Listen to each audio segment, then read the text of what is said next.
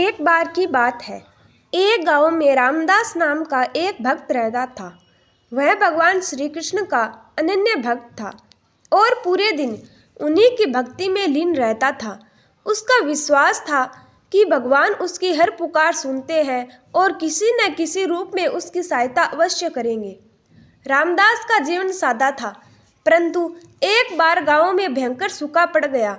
फसलें सूख गई, पानी की किल्लत होने लगी और लोग भूख से परेशान होने लगे। रामदास ने भगवान से प्रार्थना की, हे भगवान, कृपा करके हमारी मदद करो।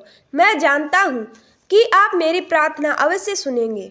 कुछ समय बाद गांव में एक व्यक्ति आया जो लोगों को अपने साथ दूसरे गांव ले जाने की बात कह रहा था, जहां पानी और भोजन की पर्याप्त व्यवस्था थी। रामदास ने उसे मना कर दिया और कहा, भगवान मेरी रक्षा करेंगे, मुझे कहीं जाने की आवश्यकता नहीं। दिन बीतते गए, हालात और भी बिगड़ते गए। इस बार गांव के मुखिया ने लोगों से कहा कि वे किसी अन्य स्थान पर शरण ले। रामदास से भी आग्रह किया गया, पर उसने फिर वहीं उत्तर दिया, भगवान मेरी मदद करेंगे। अंततः गांव में एक संत पहुंचे, जिन्होंने सभी को गांव छोड़कर सुरक्षित स्थान पर जाने की सलाह दी। उन्होंने रामदास को भी साथ चलने को कहा, पर रामदास ने उन्हें भी मना कर दिया, भगवान स्वयं आकर मुझे बचाएंगे। कुछ दिनों बाद रामदास की हालत खराब हो गई। वह भूख और प्यास से परेशान था।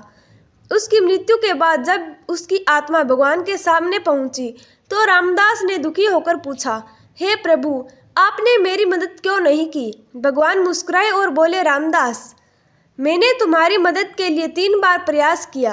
एक बार उस व्यक्ति के रूप में, फिर मुखिया के रूप में और फिर संत के रूप में, पर तुमने हर बार इनकार कर दिया। इस कहानी से हमें शिक्षा मिलती है कि भगवान हमारी सहायता हमेशा करते हैं, पर हमें उनकी मदद को पहचानने और स्वीकार करने की समझ होनी चाहिए। मदद के रूप में जो अवसर मिलते हैं वह भगवान की ही कृपा है।